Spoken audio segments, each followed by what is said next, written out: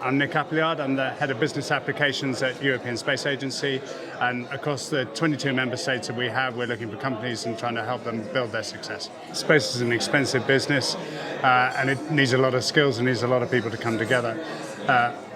Europe is made up of a lot of different countries. Some of those are big powerhouse economies, but not all. Some of them have national space agencies, but not all. But when those 22 countries all come together, we have all the resources of a continent to come together, and we can do things which none of the countries can do on their own. It's an interesting time for the space industry because we have some very well-established industry who've been working towards government contracts for many decades and are now finding commercial opportunities in addition to those. But they're being challenged by the new space industry, by new actors who are coming in, because the costs have dropped and the speed of innovation and the size and scale of things is falling. It's making it accessible to venture-backed companies. So now we have a lot of independent actors who are coming into that market alongside the established players and primes. The downstream part of the industry is vibrant and is growing at a great pace as well. So these are the companies who are making use of the capabilities of space and turning that into a business on the ground, turning that into benefits for citizens and people on the ground. From a revenue point of view, the two main areas of large-scale economic activity, one is in the downstream, which is satellite-based services, using data and communication capabilities which are based from space, but using them on the ground. And the other major economic area is in the ground station and the user segment equipment. So this is equipment which is being used to connect people to space. The space industry itself, the upstream as we term it, the manufacturers and the operators who are of course key to supporting all of that. In terms of revenue share, it's relatively small, but in terms of strategy, that's the strategically important part of the industry, and we can't do it without that. We help companies in Europe to develop products and services which they're going to offer to markets around the world. And we find opportunities in different industries in different parts of the world. So, for example, we have agriculture projects in Southern Africa, which we have supported European companies to engage with. We have infrastructure monitoring projects in China, in Mexico. We have marine and aviation industry projects working all around the world. So we find opportunities in different industries depending on where the industrial strengths and the interests are according to those markets. For the space industry, of course, if you take Europe as a whole, it's a major global player, and we need to measure our performance against the performance of the other major global players. So we look to our west and we look to see what is happening in the US. We look to our east, we look see what is happening in China.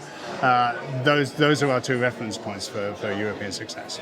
We're in the middle of a revolution in terms of who it is who's making use of space and has access to space. And that's opening up a whole world of new possibilities.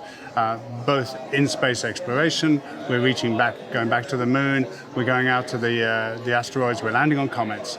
And so the opportunities which come with that to learn new things and to establish new capabilities are enormous. And there's a huge excitement around what can happen in the next 10, 20 years on the basis of exploration. And also on the Earth, as the satellite capabilities and the space technologies become more available, become more affordable, then they will appearing in everybody's pockets. And it's becoming something which is just a routine part of our technical infrastructure. It's something which we're all using every day. One area that we've been focusing on as an agency right now, and I think globally everybody has the same concern, which is there is so much there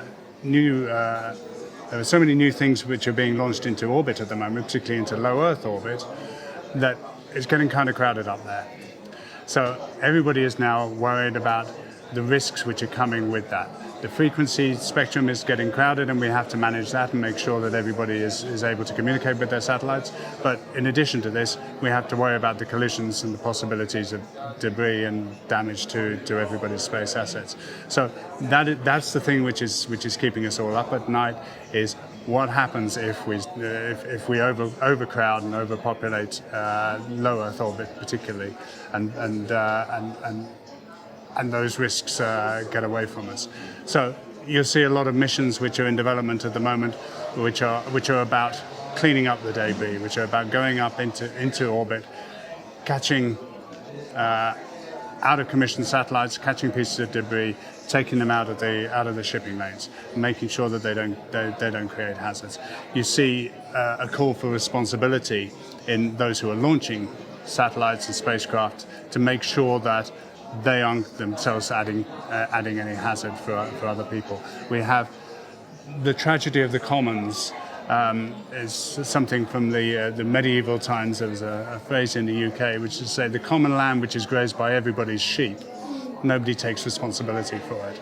So who is it who's going to take care to make sure that the common land doesn't get overgrazed? Who is it who takes care to make sure that the orbit doesn't get overpopulated?